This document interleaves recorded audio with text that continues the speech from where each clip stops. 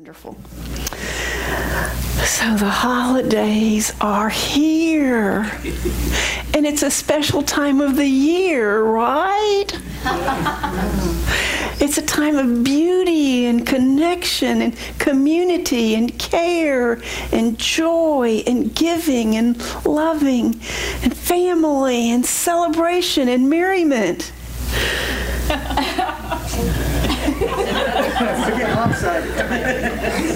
Or not so much. For some people, it can be a challenging time of the year with feelings of loneliness and isolation and of overwhelm and not enough. It can be a time of depression and restriction. And if there are challenges going on in our lives and in our world, or if we've experienced a loss, this time of the year can make us feel so much worse. And I truly understand that. So this time of the year can be a real dichotomy. And I find it sometimes challenging to address it because I don't want to focus on the challenges that this time of the year brings out. And yet I don't want to ignore them either. I don't want to do a spiritual bypass on them and slap a smiley face over a broken heart. So what I want to say to you this morning is wherever you are this holiday season, I'm glad that you're here. And I want to be clear about that. I don't just mean here at Unity of Melbourne, which I really am glad that you are here at Unity of Melbourne, but rather it is so much bigger to say, I'm glad that you're here on the planet at this time. I'm glad you're here. A life expression in this time and space with all of us, a true expression of God. I get to see all these points of God. So if you would turn to someone next to you, and if you don't know them, share your names and say, I am glad you're here. I'm glad you're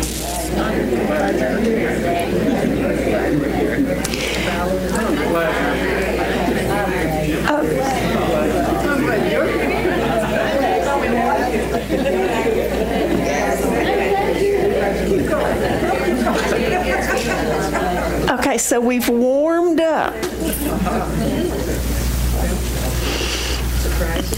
Now I want to take us out of our comfort zone.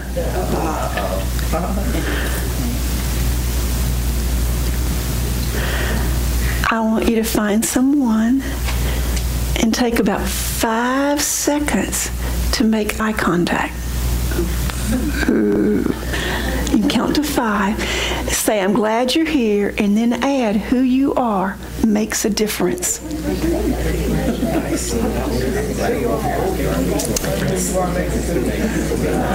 So, I'm so glad you're here, Kirsten.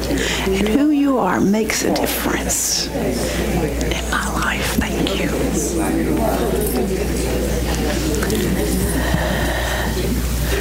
That was a nice little connection moment, wasn't it? Yep. And that's what the spirit of the season is all about. It's about connection, community, and care. Connection, community, and care with each other and with ourselves. And I believe that if we use this season to be a reminder to be more fully embrace the consciousness of the Christ, then we capture the spirit of the season. And we're brought to that place where we're in community, care, and connection. And that's what brings renewal and hope to the season. And what is this consciousness of the Christ? Well, that's not today's talk. You have to wait a couple of weeks for that. Or maybe a week.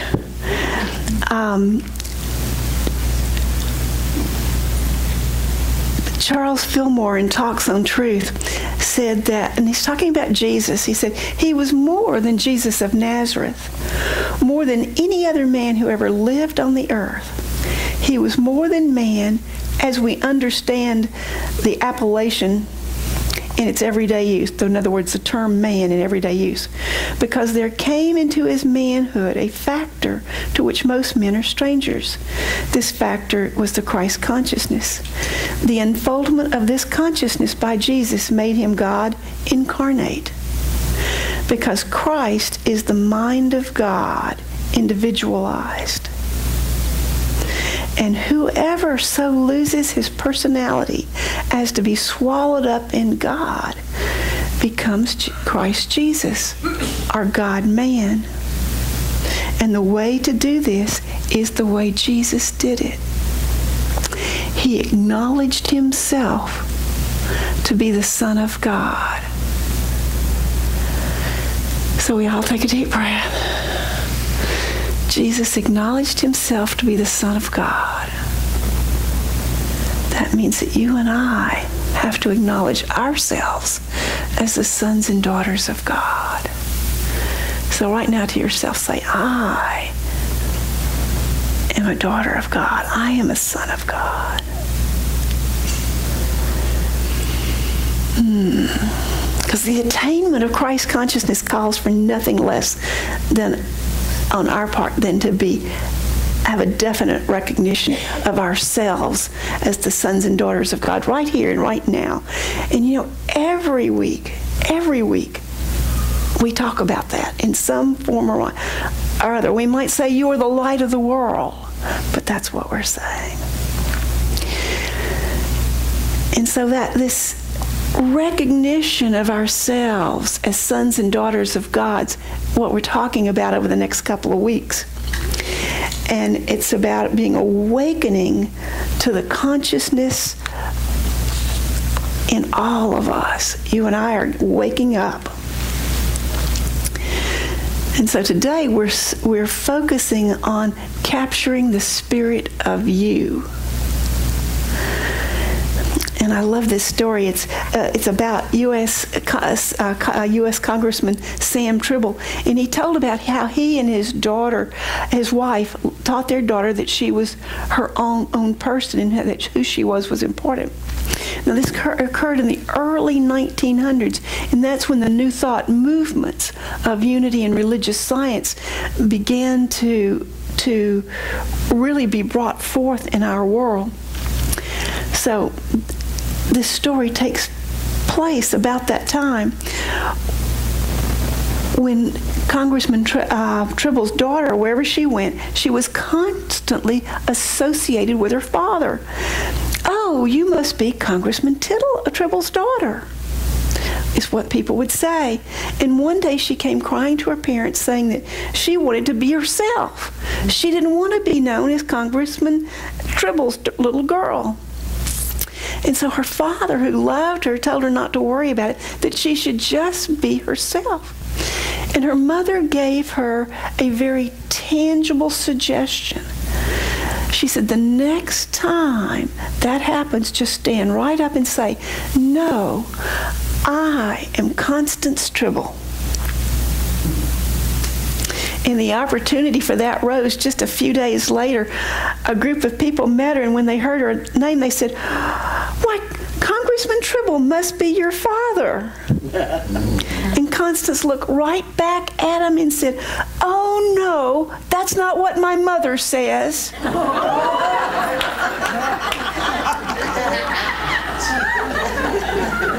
Now, we can be sure that Congressman Tribble was her father, but that fact was only a part of who Constance Tribble was. She rightly believed herself to be unique, and she wanted to be known as her own person. And that's what today's lesson is about, is that each and every one of us is a unique expression of the one perfect God, of the one life, of the one mind.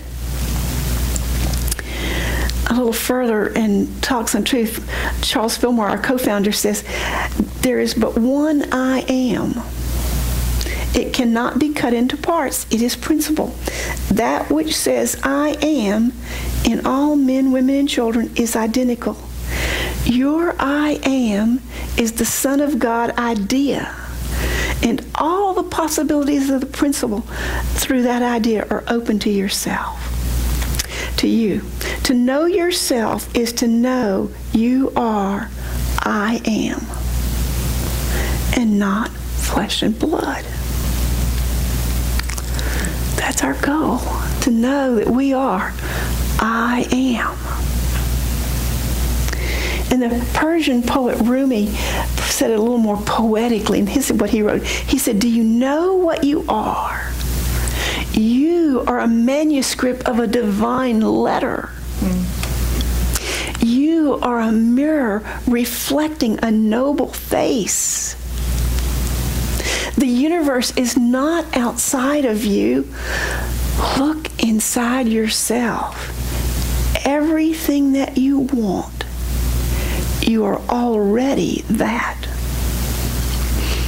Isn't that beautiful? Everything you want, you are already that. So how many of you are familiar with the name Abraham Maslow? I think everybody is. And so we all know about his hierarchy of human needs. So do you remember what they are, what the most basic human need is? Food, clothing, and shelter. That's right. It's physiological things for our body. And then once we have those needs met, we have safety needs, which include our physical safety, our financial safety, our health and well-being. Anybody know what the next level is? That third level is? I bet Ann does, but does anybody else know? It's psychological, and there's a word, one word, esteem. And there's two levels of this esteem. The lowest level of esteem is that need to be respected by other people. And the higher level of esteem is self-respect. And in his original hierarchy, self-actualization was Maslow's highest in his hierarchy. And he said, what a man can be, he must be. Maslow stated that there are three ways in which a self-actualized person engages. And I want to look at those this morning and suggest that they are ways for you to capture the spirit of you. The first of those is that self-actualized people are independent of the opinion of others. Oh, I have to worry about that sometimes. In other words, in the title of Terry Cole Whitaker's book, years ago, she said her book was called "What You Think of Me Is None of My Business." But my friends, what you think of you matters. It's all that matters. And so every week we find some way to remind you that you are a son or daughter of God, that you are the light of the world, that you are a manuscript of a divine letter, that you are a mirror reflecting a noble face, that the entire universe lives inside of you and everything you want is already there. You are the place where God comes to a point of individualized and personified expression. You are the light of the world. So I have those affirmations. We're going to repeat them. And I believe that they are right here. So the first one is, if you'll join me, I am a manuscript of a divine letter. I am a mirror reflecting a noble face. The entire universe lives inside me, and everything I want is already here. I am the place where God comes to a point of individualized and personified expression. I am the light of the world. And would you leave that up just one moment? Let's do that first sentence again. That's a hard sentence. I am the place where God comes to a point of individualized and personified expression. I am the light of the world. That's straight out of Unity teachings. So self-actualized people. are independent of the opinion of others because they know who they are. And self-individualized, self-actualized people are detached from the outcome while staying focused on what they desire to experience. And so here's where the rubber meets the road, and particularly at holiday time. Any of you have any angst over holiday dinners? Maybe none of you do, but I do. I grew up in a family, and I did some research online about this detached from the outcome.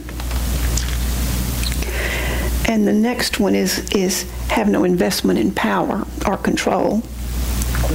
And those are so closely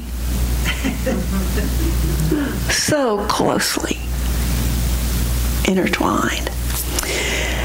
And so holiday meals have always been tough for me because in my family there was always this expectation of the perfect meal.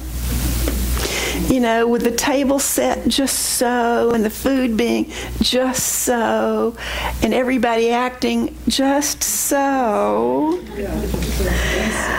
Oh, so just so. And you know what? It never happened that way.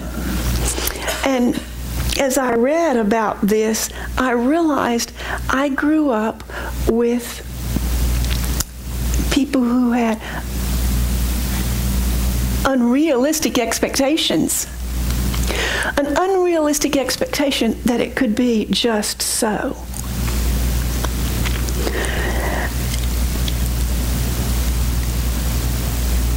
And so, my mom,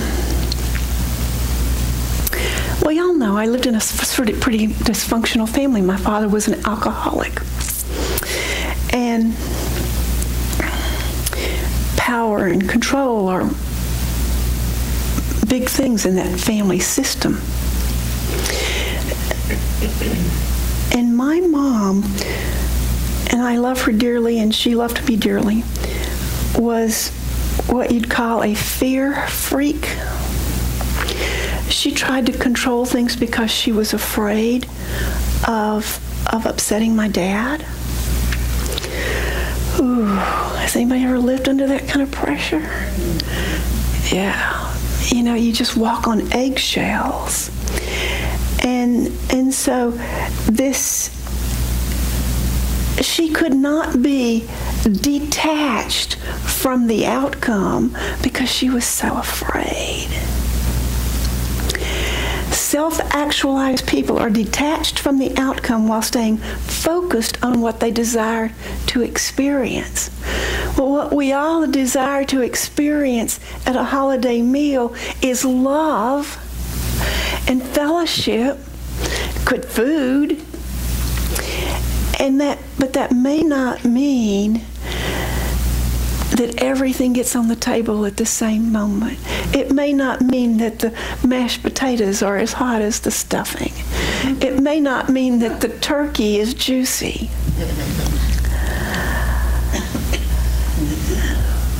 But we were so attached to the outcome of the perfect meal that we lost sight of what we desired to experience.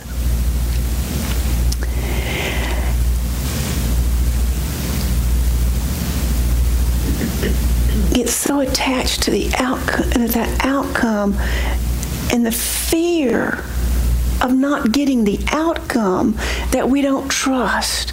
We don't trust God. We don't trust life. It's all up to us to make sure it's all just right. To self-actualize, to capture the spirit of you, to move into Christ consciousness, we have to release the fear that keeps us detached And so we have an affirmation. Our next affirmation is, I release the fear and detach from the outcome because I know it's all God. I know it's all, so it's all good. So together, I release the fear and detach from the outcome because I know it's all God. So it's good. And so the third one, the first one is that self-actualized people don't worry about the opinions of other people. Self-actualized people are detached from the outcome. They focus on what they want to experience. And the third one is self-actualized people have no investment in power or in control of other people.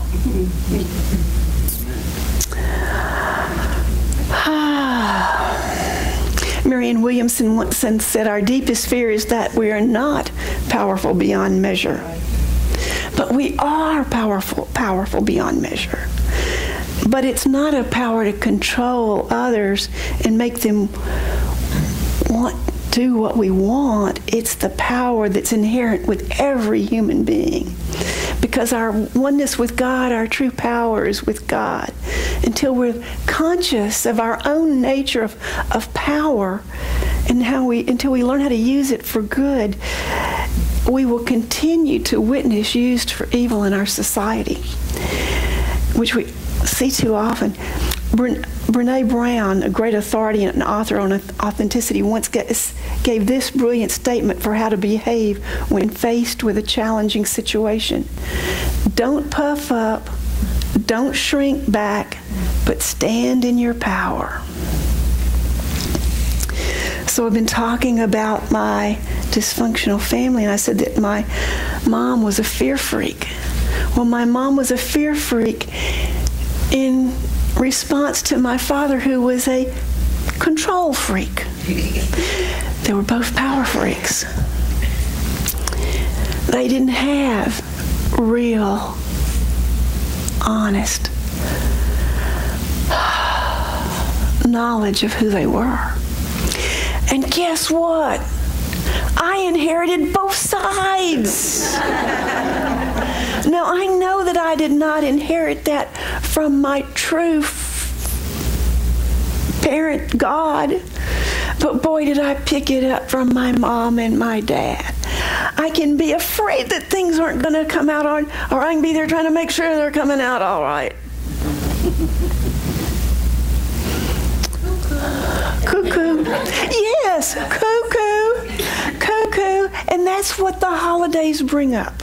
And it brings it up in all of us. If there were any of those plays in your family, they show up.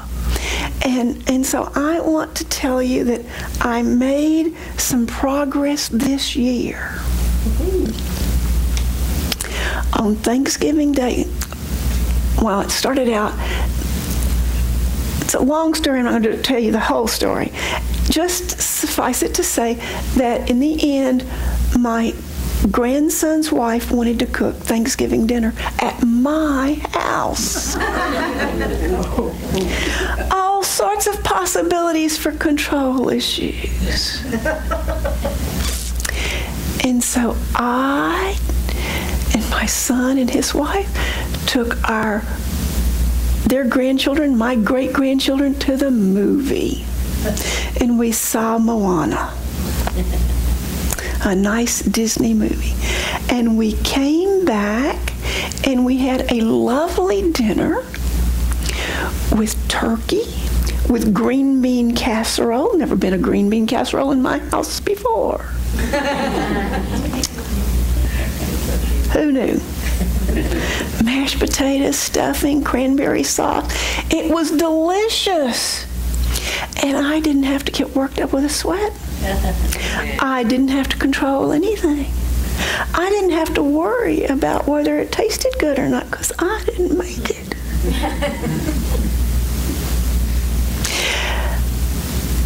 And so as I got ready to do this talk, I realized, oh, Beth, this is all about you.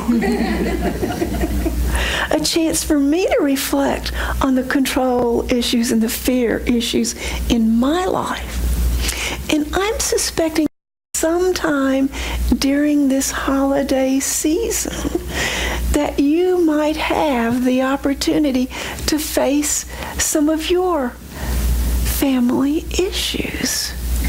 Your family of origin issues, if you've gotten into a relationship, your relationship issues, they have an opportunity to come up during this time because we all have this expectation of the holiday season.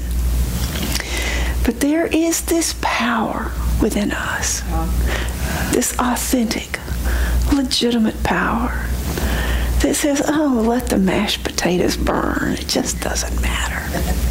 Because that's not what's important. The story that's an example of that kind of power is Frank Szymanski. He was a center for the Notre Dame in the 1940s, and he was called to be a witness in a civil suit. And the judge asked him, are you on the Notre Dame football team this year? Yes, Your Honor. He said, what position? Center, Your Honor. How good a center are you? He squirmed in his seat for his moment, and he finally said, sir, I'm the best center that Notre Dame has ever had. And the coach, Frank Lee, was in the courtroom, and he was surprised because Frank Szymanski had always been humble and unassuming and modest. So when he took him aside after the court thing, he asked him what made him make such a bold statement. He said, he blushed. He said, well, I hated to do it, Coach, but I was under oath.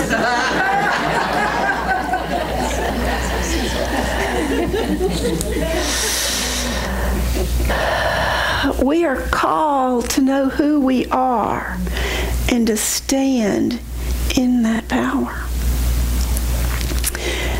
I stand in the power of God living through me and as me. And you'll say that with me. We have that one. We have that affirmation also. I stand in the power of God living through me and as me. So I believe that to be self-actualized is to capture the spirit of you. And to do that, first, you must be independent of the opinion of others. So our affirmations again, to join me. I am a manuscript of a divine letter. I am a mirror reflecting a noble face. The entire universe lives inside of me, and everything I want is already here. I am the place where God comes to a point of individualized and personified expression. I am the light of the world. And second, we have to be detached from the outcome. And our affirmation is, I release the fear and detach from the outcome because I know it's all God, so it's all good. And finally, we have to have no investment in having power and control over other people. So let's say together, I stand in the power of God living through me and as me. And as an interesting final note, in his later years, Maslow explored a further dimension of needs while saying his own vision of self-actualization was too narrow. And he called that further dimension self-transcendence, and said that the self truly is actualized in giving itself to some higher goal outside of itself, in altruism and spirituality. So it is in altruism and spirituality that we truly capture the spirit of who we are, an expression of the divine givingness of life to its creation. And so we'll prepare for a time of meditation.